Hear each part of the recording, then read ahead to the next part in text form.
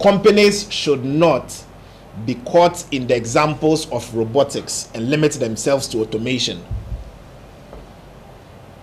To bring this home to companies, we believe they must look beyond automation. They must use AI in decision-making models.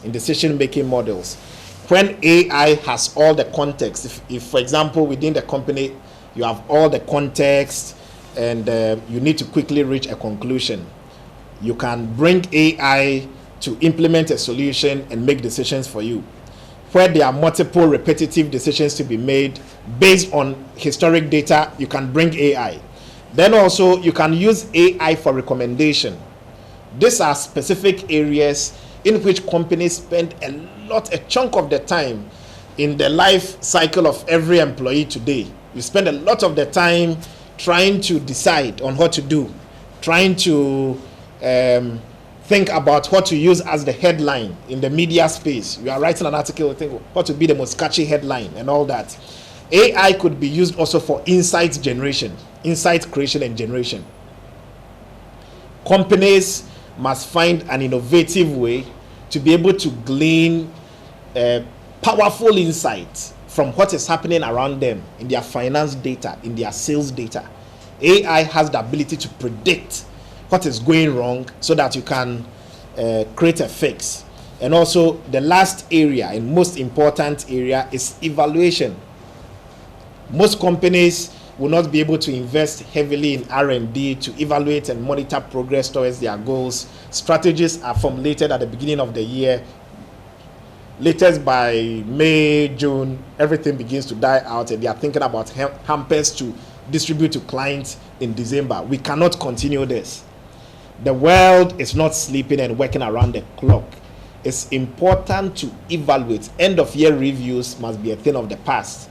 Real time, we can learn from the data whether management interventions, policies, programs are working or not working, whether our target is being realized, and where we ought to be based on the statistics need to be issues we consider. So one would ask, what should an AI strategy include for the corporate entities? They must look at the potentials. AI has become so available and accessible. So every company must identify the use cases for each department, for each role. They must identify the use cases in which AI can be used to optimize the productivity and performance levels of its managers and workforce. If you don't do it, you would be left out. So CEOs and the leadership of companies must create the golden use cases, because every company is unique in its own entity. So they must be able to come out with, for sales and marketing, would use AI to this extent and that extent. The second one is the people. We must adapt organizational structures and prepare employees in order to support deployment.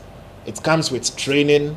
It comes with probably redefining roles and responsibilities and making sure that we plan for the future workforce.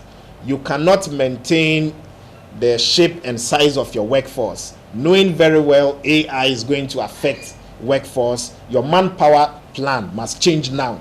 If you cannot lay off workers now, you must stop employing people that will not be relevant, and you must retrain your workforce so that they could adopt some of these technologies and take their companies further. People should not wait and have redundancy issues, on hand. They must be very innovative. Companies must even use outsource models where they could partner with organizations like Quest, Ghana, Lene, and the rest, to be able to engage workforce so that the companies run the idea, but they have a workforce that is not tied to the umbilical cord of the companies.